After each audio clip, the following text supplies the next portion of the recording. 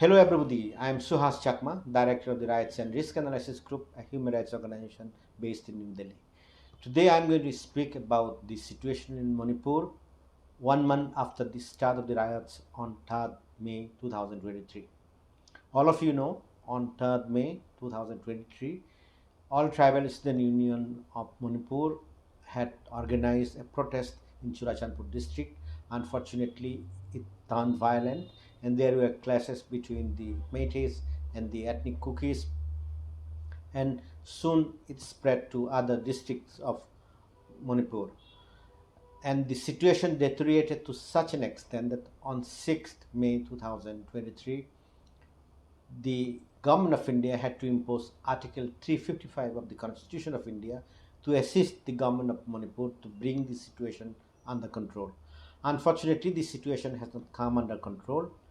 The riots continued till the visit of the Home Minister Amit Shah to Manipur from 29 May to 1st June. And the situation has been devastating, unseen in Manipur, between the Meitis and the Kukis, who enjoyed fantastic relationship and never known to have any kind of communal riots between them. The statistics provided by the government of Manipur yesterday speaks the volume of the crisis.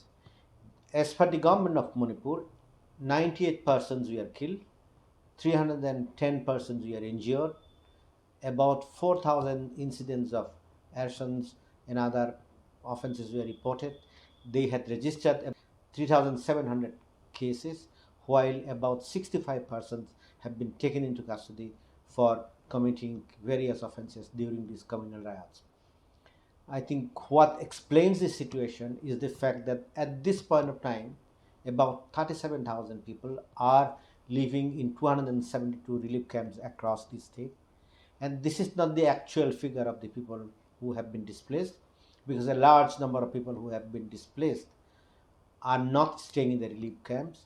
We have seen that they have been living with the relatives, and there has been, in a way, ethnic cleansing, not necessarily by killing people, but Meitis living in the Kuki inhabited areas had to leave those areas, and the Kukis living in the Meitei inhabited areas had to leave the Meitei inhabited areas and go back to the communities.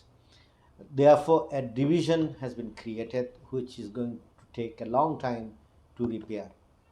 Now, the question arises, which I am going to discuss: what were the main reasons for these conflicts? Are the measures taken by the Ministry of Home Affairs following the visit of Home Minister Amit Shah are adequate? And finally, what further measures need to be taken by the state of Manipur and Union of India?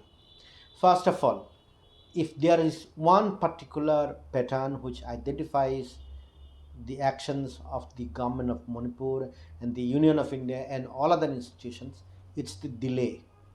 The delay in intervention. The first delay was with respect to the grant of scheduled tribe status to the Meitis.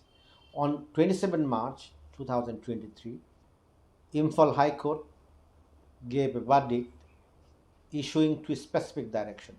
The first direction was to the state of Manipur to reply to the notice of the National Commission for Scheduled Tribe on the status of the Meitis to be considered as scheduled tribe. And the second direction was to consider granting scheduled tribe status to the Meitis within 4 weeks. Nobody felt the necessity to give clarification on this issue for the fear of vote bank politics, because speaking the truth would invite basically opposition from either the Métis or the scheduled tribes population, so nobody wanted to speak about it. But the fact remains, the order of the High Court is actually beyond its jurisdiction. As the Chief Justice of the Supreme Court of India had stated in his intervention during the hearing, this is a function of the President of India. Inclusion or exclusion from the list of the scheduled tribes is a function of the President of India under Article 342 of the Constitution of India. And the process is already established. as per the process as laid out by the Supreme Court in its judgment with respect to the grant of uh, OBC status to the Jats in Haryana. The Supreme Court had clarified that before granting status to a community, a sociological study identifying the reasons to grant such positive discrimination has to be found out.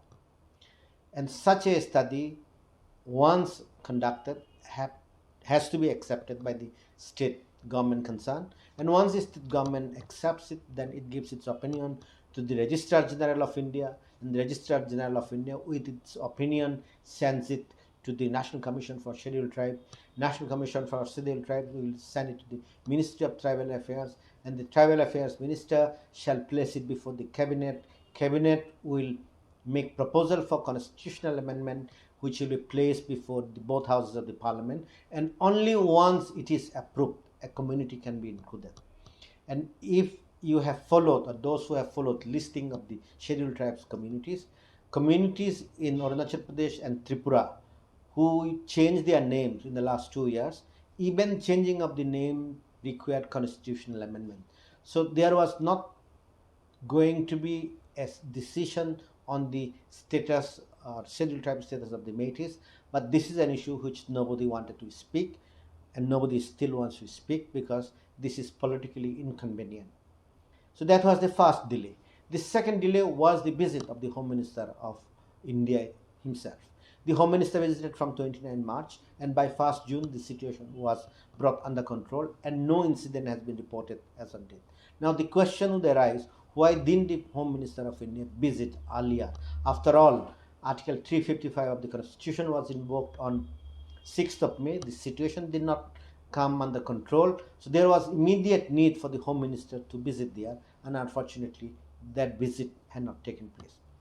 The third issue, I think, which is more important, is the fact that both the constitutional courts, either the Supreme Court of India or the Manipur High Court at Imphal, did not feel the necessity to take suo motu action to issue certain directions to the state of Manipur or the Union of India to ensure right to life of the citizen. It's not only the judiciary which had failed. In fact, the National Human Rights Commission, National Commission for Scheduled Tribes, National Commission for Women, National Commission for Protection of the Rights of the Child, as well as the State Commission in Manipur and other state commissions like Women's Commission, Children's Commission, they did not intervene. And for all these institutions, it is as if 98 persons who died did not matter, 310 persons who were injured did not matter, 4,000 incidents of arsoning did not matter, and the fact that 50,000 people are still displaced did not matter. And if we look at the failure of these institutions, there was inordinate delay. There was not even a single press statement. And this led to the creation of a situation where actually the armed persons were allowed to run amok. First of all, it has become clear that the members of the armed groups who had signed suspension of operations with the Union of India from 2008, they were not in their designated camps and they were contributing to the conflicts. And at the same point of time, 500 arms from the security forces were looted. Is it possible to expect that 500 arms could be looted without any kind of resistance? That accountability has not been established. And yesterday, about 140 arms were returned. It is as if nothing had happened and no offense was committed even after the use of the bullets which were in these arms. So if we look at the situation, there was delay, there was inaction, and there was lack of appropriate action at appropriate time to prevent this conflict. Now, after the visit of the Home Minister to Manipur, certain measures have been taken, and these measures, in my view, do not work or do not go to the full extent. First of all, the Home Minister has established the Peace Committee to be headed by the Governor of the state, clearly showing that the Home Minister himself doesn't believe that the Chief Minister of the state and Biren Singh could lead the Peace Committee. 6 categories of cases have been handed over to the Central Bureau of Investigation. Director General of Police have been transferred, and there shall be a judicial inquiry headed by a Chief Justice of the High Court rank retired judge. Once again, if we look at it, although this situation has come under control, there is a delay. There is a delay in constituting the peace committee. There is a delay in the registration of the cases by the CBI. There is a delay in naming the Chief Justice who will conduct the judicial inquiry.